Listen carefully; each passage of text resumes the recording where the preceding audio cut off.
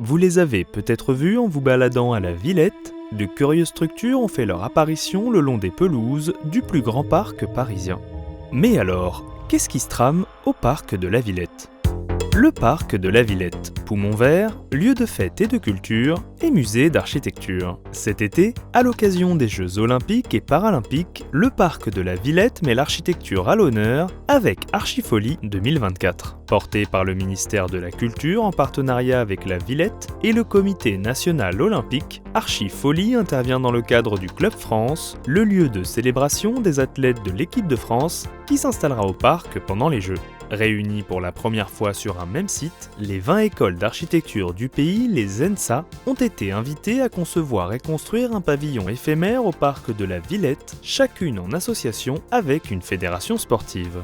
En novembre 2022, des étudiants de chaque école se sont ainsi lancés pour 18 mois d'expérimentation, marqués par une exposition en juillet 2023 à l'ENSA de Paris-Malaquais, en présence de Bernard Tchoumi, architecte du parc et parrain d'Archifolie 2024. Mais c'est quoi les folies ? Pour le comprendre, remontons un peu dans l'histoire du site. En 1983, lorsque Bernard Tchoumi remporte le concours pour la réalisation du parc, la Villette est encore une gigantesque friche industrielle. Pour se l'approprier de la manière la plus efficace, l'architecte décide d'éclater les éléments du programme de manière à les répartir sur toute la surface du site. Il choisit de les organiser sur une grille de 120 mètres d'intervalle qui détermine à chaque croisement un point, ce sont les folies. Recouvertes d'acier émaillé rouge, les 26 folies de Bernard Tchoumi établissent un symbole fort qui donne au parc son identité. Bien que toutes différentes, elles sont conçues à partir d'un même module de base, un cube d'environ 11 mètres de côté, dont est issue une trame structurelle régulière, point de départ de chacune d'entre elles. Mais pour comprendre pleinement l'architecture du parc de la Villette, ne manquez pas d'aller voir l'épisode complet que nous y avons consacré l'année dernière. Vous y découvrirez qu'avec les points, le parc est le résultat de la superposition d'autres systèmes abstraits, les lignes, parmi lesquelles la galerie de l'Ourcq reconnaissable à sa passerelle, et les surfaces, avec notamment les prairies où vous vous êtes sûrement déjà posé.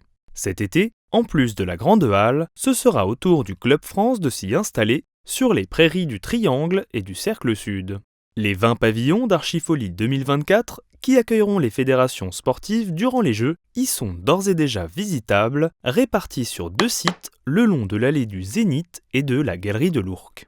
Comme les folies de Bernard Tchoumi, chaque pavillon suit ici des règles communes établies dans le cadre d'un plan guide réalisé par l'agence d'architecture Germéjam.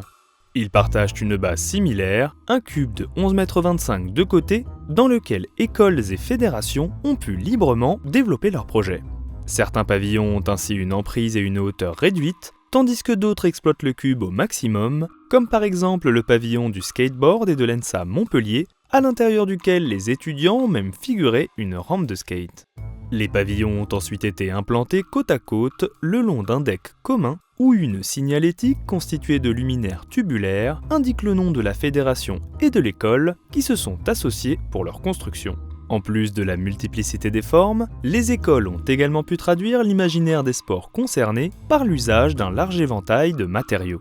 On peut ainsi voir de la paille porteuse dans le pavillon de l'équitation et de l'ENSA Versailles, ou du bois avec le mur d'escalade de l'ENSA Paris-Est par exemple.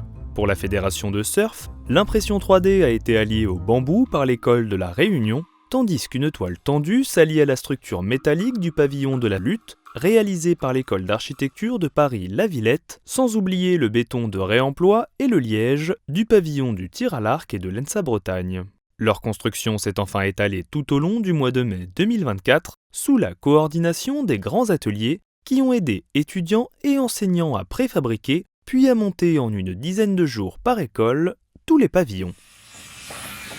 Du coup, moi c'est Laura. Et moi c'est Marin Prouzeau et donc je suis en Master 1 à l'école de Paris-Malaquais. Nous, pour ce pavillon, on va représenter l'escrime.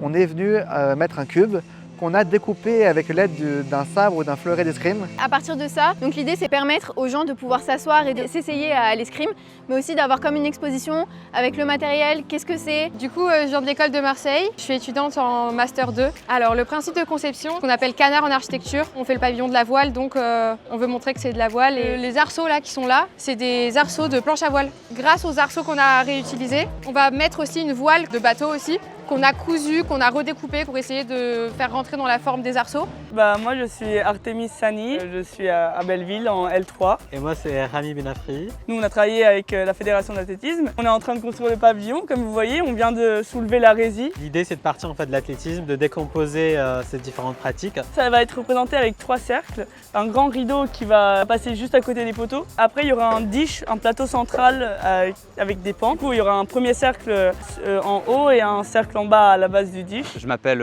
Antoine Millère, je suis à l'école spéciale d'architecture. Je termine la première année de master. On a fait le pavillon de la Fédération française du badminton. On a imaginé une canopée et une enceinte. Ce sont vraiment 2 éléments qui racontent un langage architectural du badminton. En fait, on voit l'étoile tendue sur des structures, ce sont des plumes de volant, et la grande canopée au-dessus qui repose sur les plumes. C'est un tamis de raquettes de badminton. L'un des détails qui est un peu innovant pour ce pavillon, c'est surtout l'utilisation de la tôle ondulée. Et donc on a fait une sorte de module, une poutre. Donc on préparait des plans et ensuite on découpait à l'école tout ça. Et ça nous a permis de préassembler et de pouvoir monter tous ces modules-là très rapidement. On a tout réutilisé, il n'y a quasiment rien qui est neuf. Tout tient sur une remorque. On a fait le parcours de Marseille jusqu'à Paris avec la remorque et tout dessus. Ils vont pouvoir le réutiliser pour faire des points d'information. Il y avait des choses qu'on n'avait pas pris en compte avant dans la conception. L'idée c'était que le pavillon il pouvait se plier et se replier. Ça va créer une ombrière. Et de pouvoir restituer de manière spatiale et architecturale toutes les expériences des athlètes. Le saut à la perche qui va être le puits principal, qui fait 6,24 m, qui est le record de saut à la perche. La course, c'est le sport qui régit le pavillon. Il faut aller mesurer la trame pour se rendre compte que c'est un multiple de...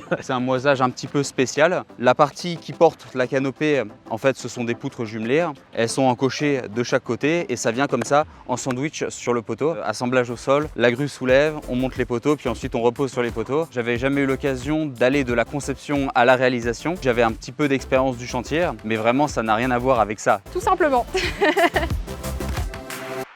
Reliant de manière inédite le sport et l'architecture, Archifolie 2024 sera librement visitable sur 2 périodes, du 14 juin au 7 juillet et du 28 août au 3 septembre, mais également entre les deux dans le cadre du Club France. Et afin que les Jeux Olympiques soient une excuse pour parler d'architecture, le nouveau programme vous emmène cette année à Rome, Munich et Barcelone pour découvrir comment les Jeux se sont installés dans ces villes avant un épisode spécial à Paris.